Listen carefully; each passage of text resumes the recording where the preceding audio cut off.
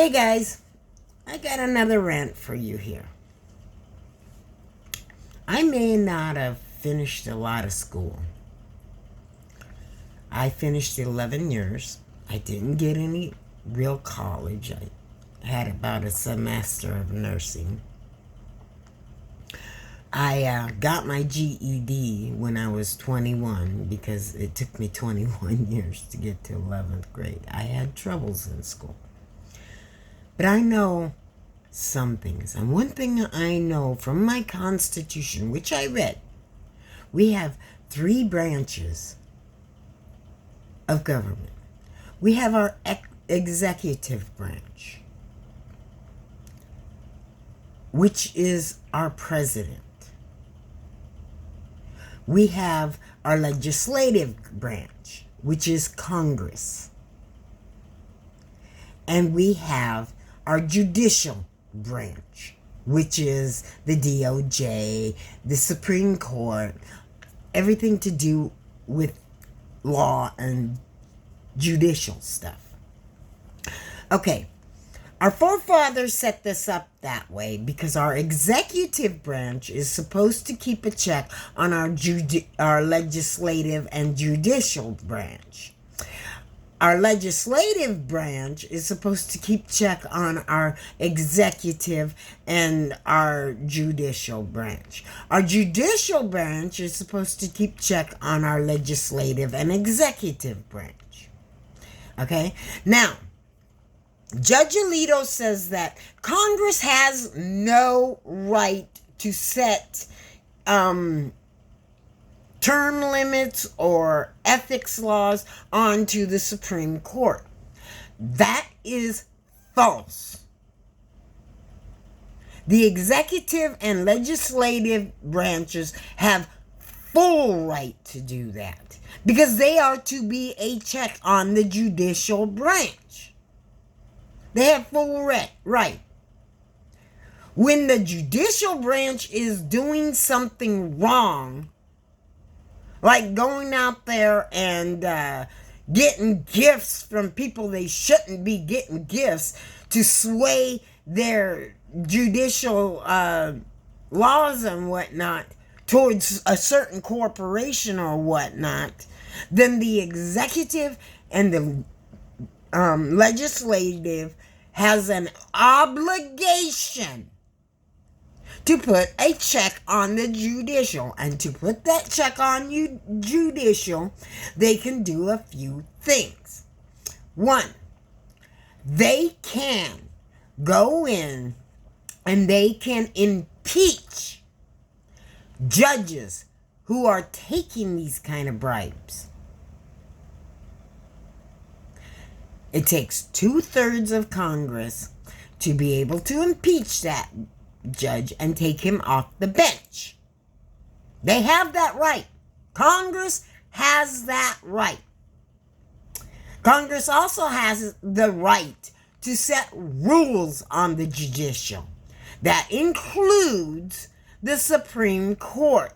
The Supreme Court is not a total separate entity of government. The Supreme Court is part of the judicial section of government, which the legislative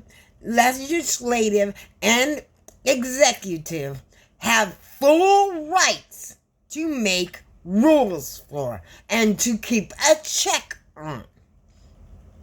So they can go in and they can vote and they can make rules for the judicial court to follow, including ethic rules.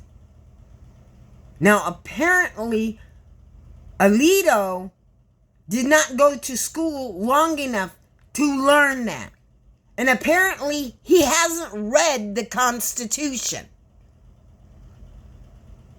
Now, if the legislative branch tries to push rules and laws onto the judicial branch that are unethical, then the executive branch can put a stop to that. He can veto it, putting a stop to it. But the judicial branch does not get the chance to determine what the heck the legislative or the executive branch can put as rules onto the judicial branch unless it goes against the Constitution. And that does not go against the Constitution. That is putting a check onto the judicial branch. The exact reason why the legislative and executive branch both are supposed to be a check on the judicial branch, so that the judicial branch does not step out of their bounds, which they have been, and become an all big one conglomeration rule. The judicial branch is not supposed to be kings and queens. They are supposed to make rulings on laws and whether or not they are constitutional. And the American people need to check that and need to read their Constitution.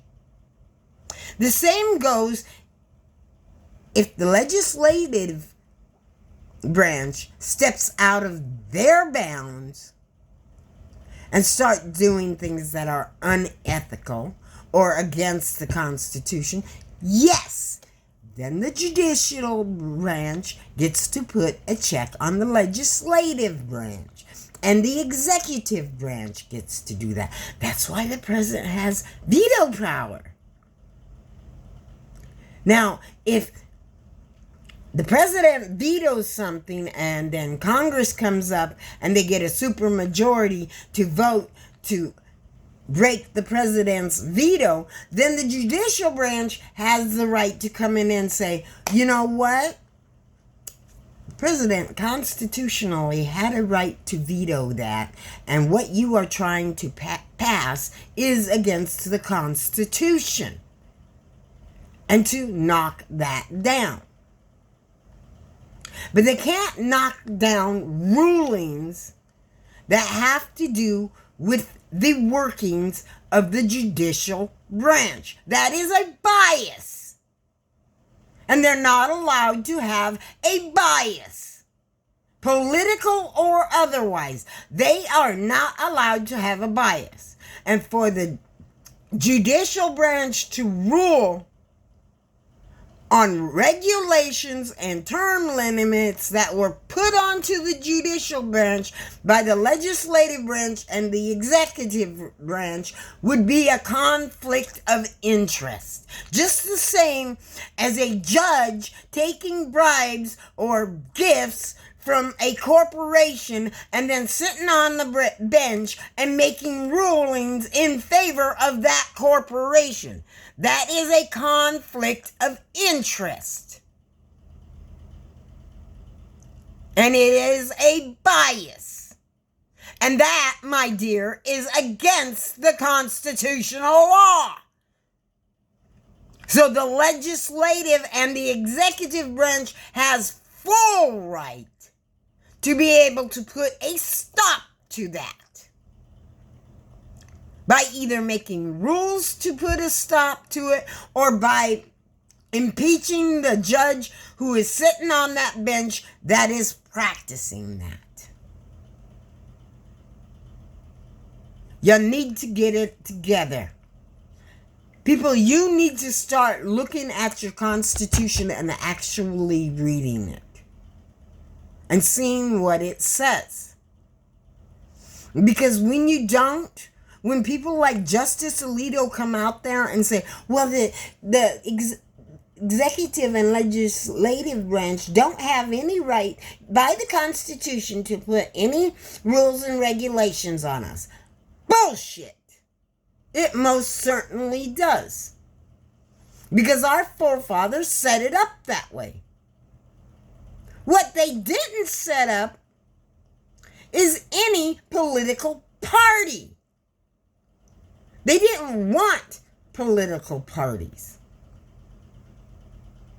because of the exact same bullshit that is going on today.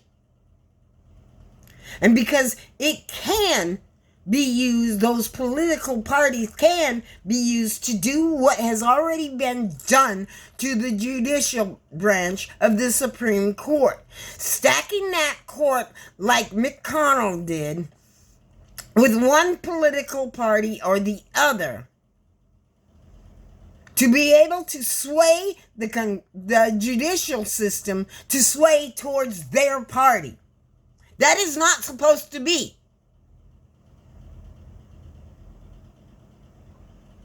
And personally, I don't only say that we need term limits.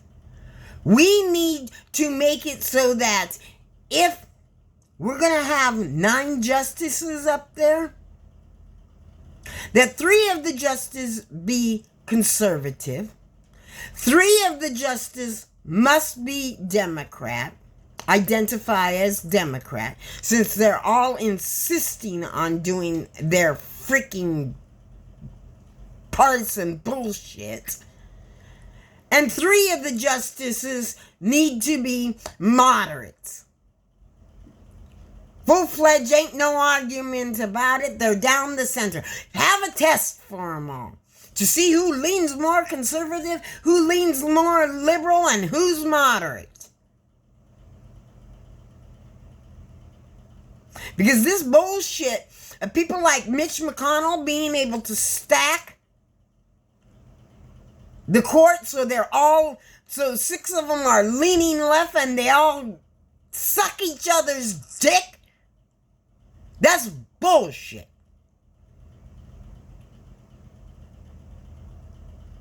Their ruling on Roe v. Wade allowed for every woman in this country to have their constitutional right to privacy taken away.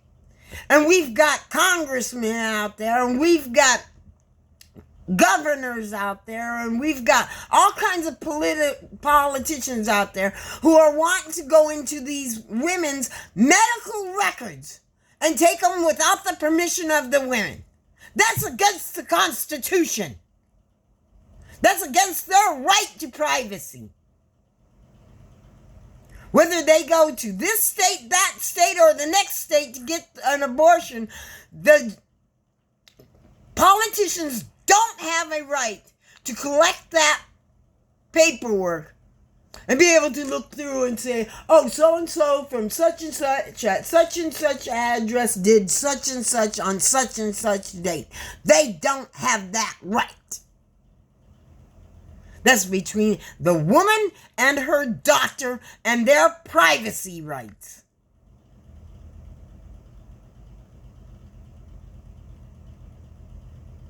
And no branch of government has a right to step in and take away a woman's right to privacy.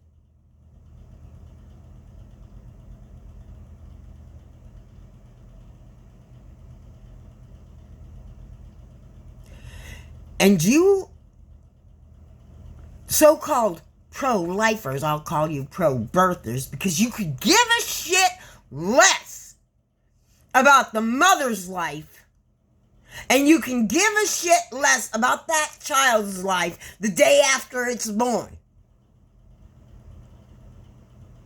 The only thing you care about is to give these women with high-risk pregnancies as much trouble as you can and possibly kill them. That's all the more you care about. The only thing you care about children is whether or not they get born. You don't care if a mother is able to feed them, if that child will spend the rest of its life in some institution because either it has a horrific birth defect or because nobody wants to adopt it. Or whether or not that child will be born and end up dying slowly and suffering. You don't give a shit about that so long as the child is born.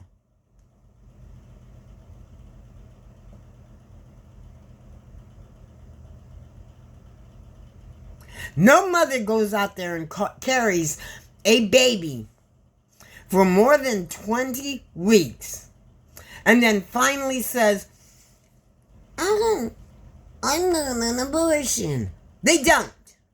They're told by a doctor that there is something wrong with their baby. Something horrifically wrong with that baby.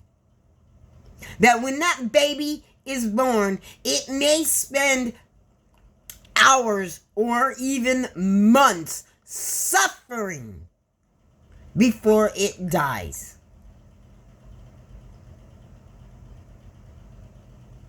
But you want to put that mother through that pain. Or the mother is told that if that baby's born, it is going to take her life.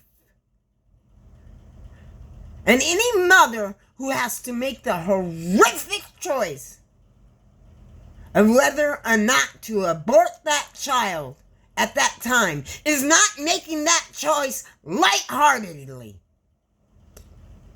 And there is no such thing as killing the baby after birth.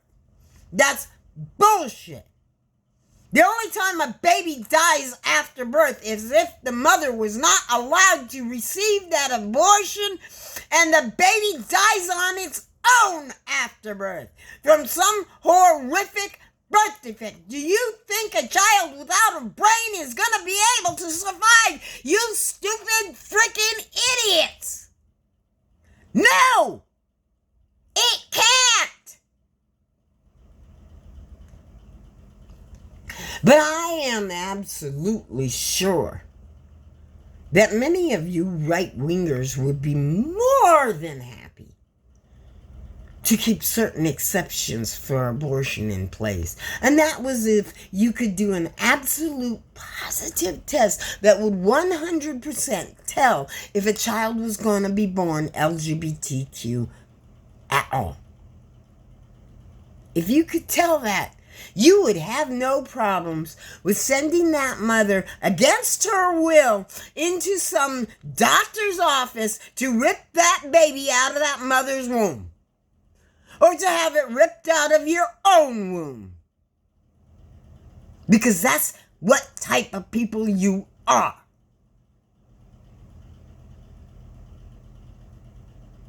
You wonder why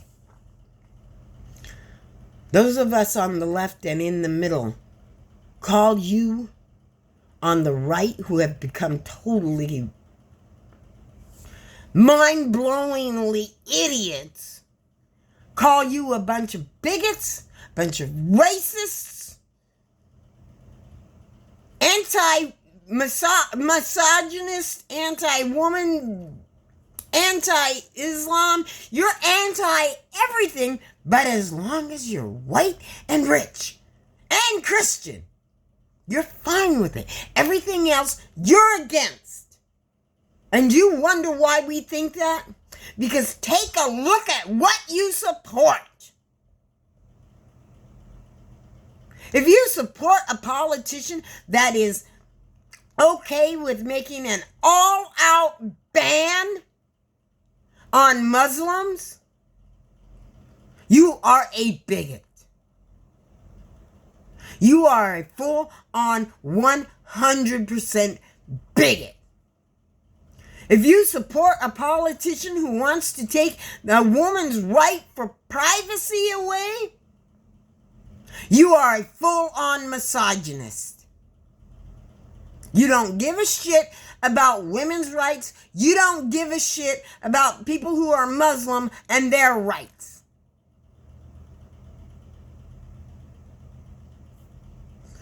If you're out there and you're hollering to take children away from parents on the border and to put up barbed wire so it kills them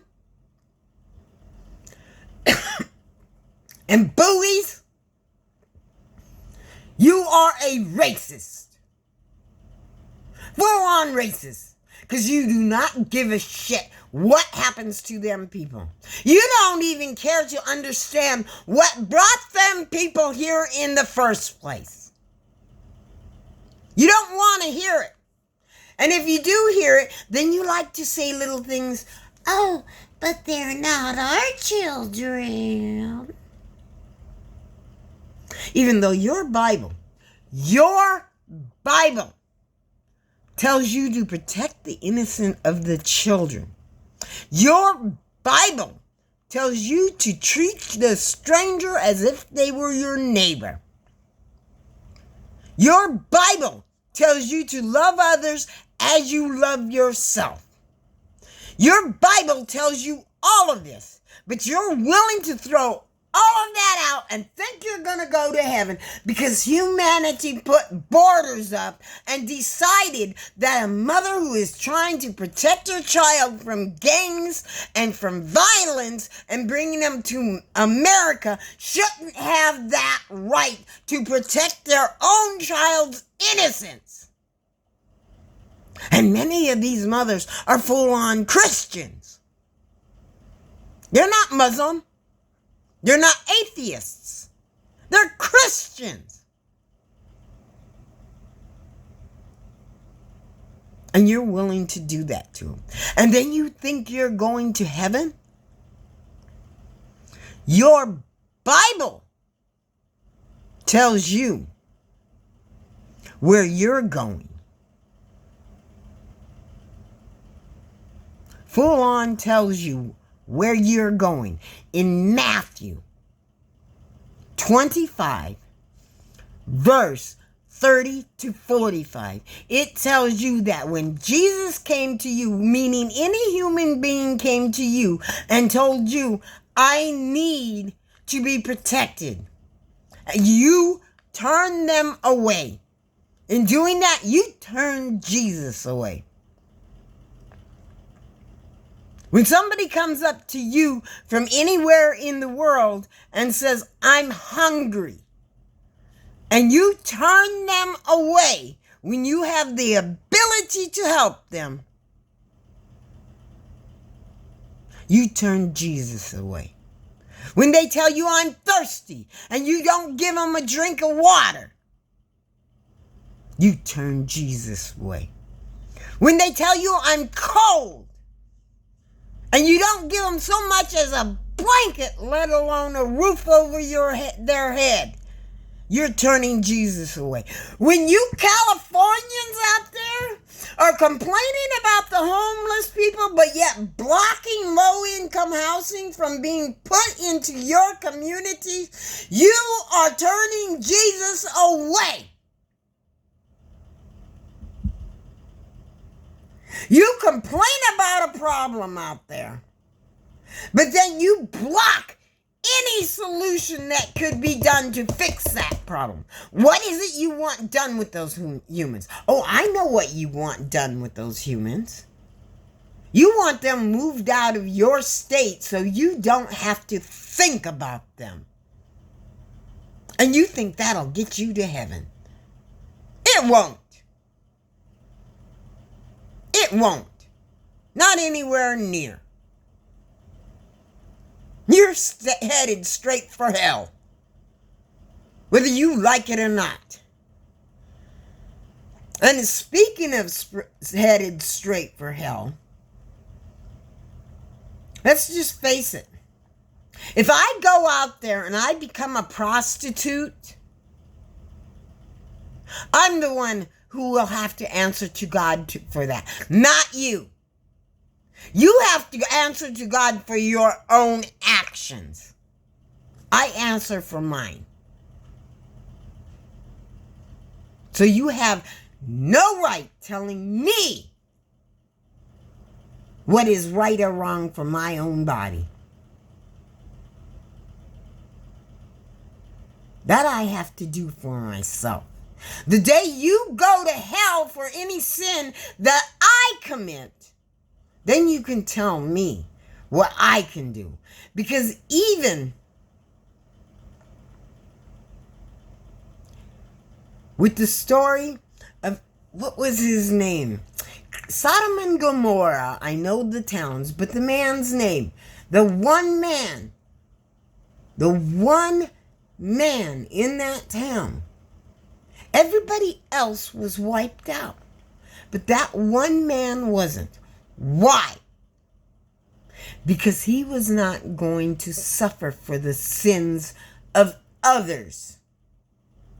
God wasn't going to make him do it. Moses was not going to suffer for the sins of humanity.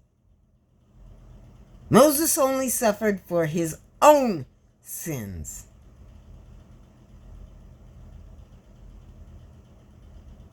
He did not suffer for the sins of humanity.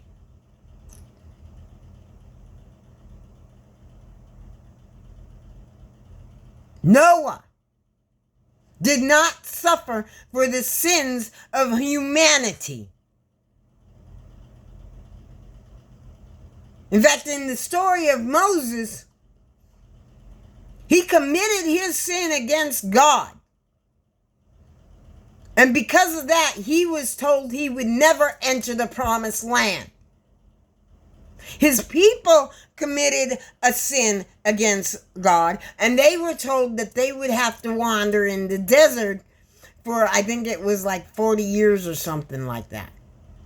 Or 400 years, something like that. So they got their punishment.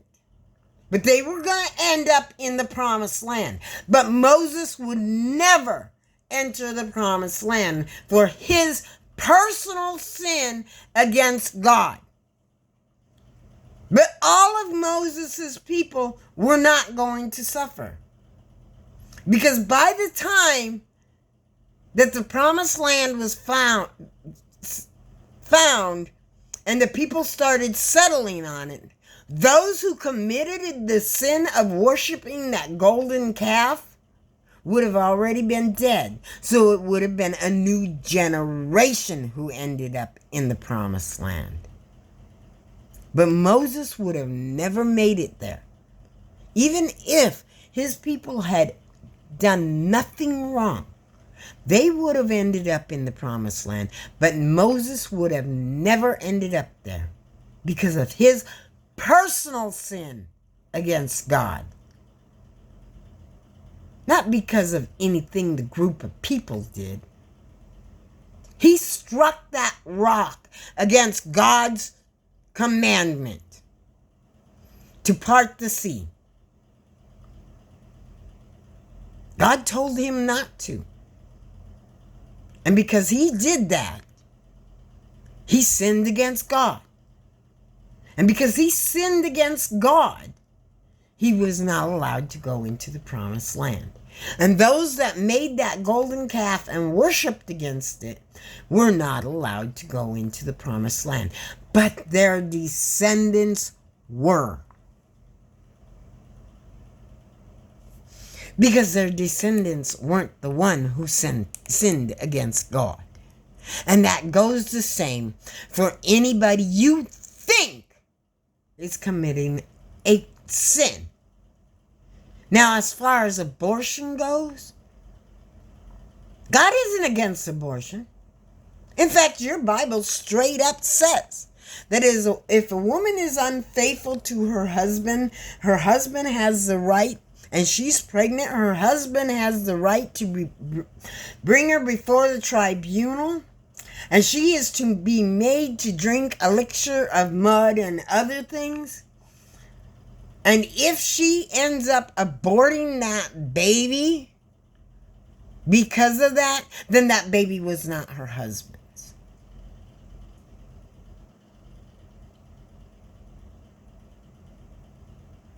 She takes an elixir that will abort the baby.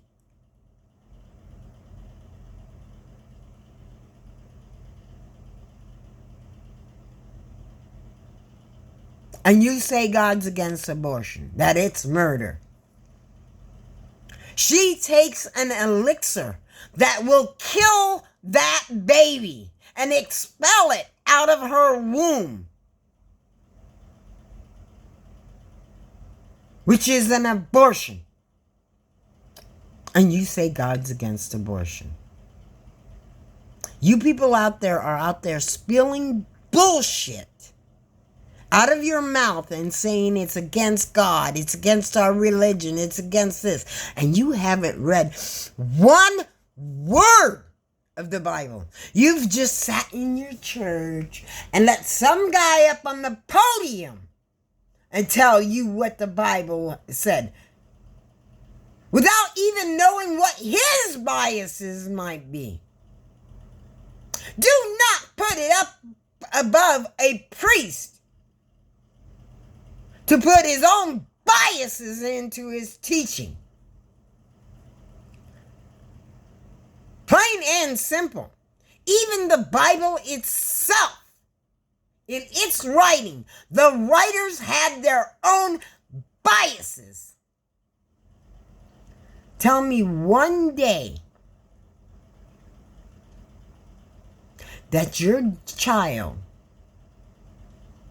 or tell me if every day of your child's life, your child does exactly what they are told. If you tell your child to write something down, tell me, do they write it down exactly as you told them to write it down?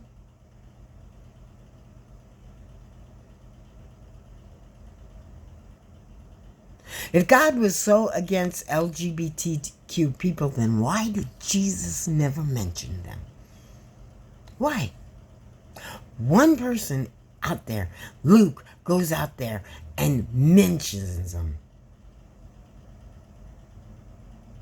No, if man sleeps with man, he shall surely die. One, maybe two, but one for sure out there mentions that. Jesus made no mention of it. He made mention of everything else. He made mention of prostitution. He made mention of slavery. He made mention of how a wife should behave. He made mention of how a husband should behave towards his wife. He made mention of divorce. He made mention of everything else. He made mention of foreigners in your country. He made mention on how you're supposed to treat other people. He even made mention about abortions. But he never once mentioned a gay man, a lesbian, a bisexual man, a transgender man, or a queer man. Never once mentioned any one of those. Why is that? Why is it only one person, maybe two people in the whole Bible are the only ones who made any kind of a mention about that? You think if it was really against God, you think if it really was against God, that God would have made sure that every book in the Bible mentioned it? But it didn't.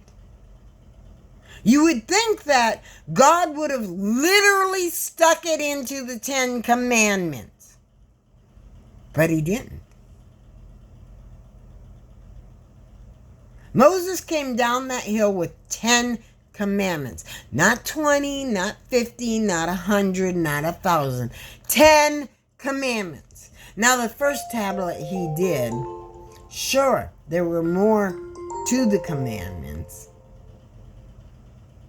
But God, after he seen the worshiping of the golden calf and those tablets got broke, God sent Moses back up and gave the 10 most important commandments. And nowhere in all the speaking about Moses and his writing of that tablet does it say anything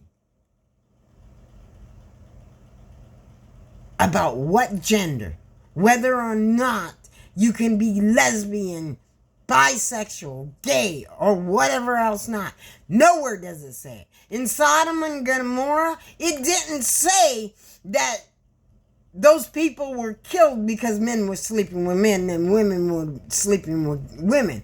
It said they were killed because it wasn't just that they were sleeping with these people, they were raping them, committing atrocities against each other, much like you Republicans are doing in society today. Committing atrocities against each other. And that's why God got rid of Sodom and Gomorrah, because they were corrupt. They had no empathy for any other living being. They were selfish, greedy, and corrupt.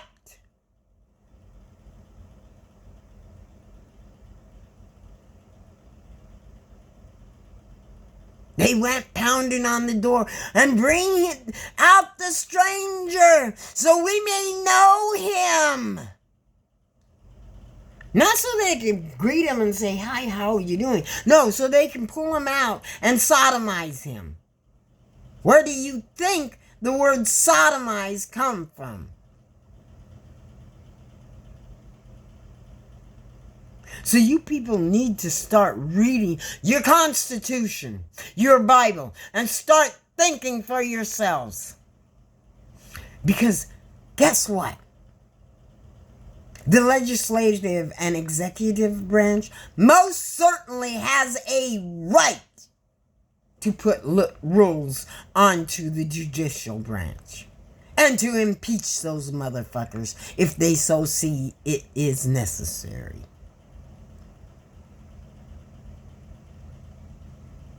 The judicial branch doesn't have all the power. And the Bible does not condone the crap you're pulling.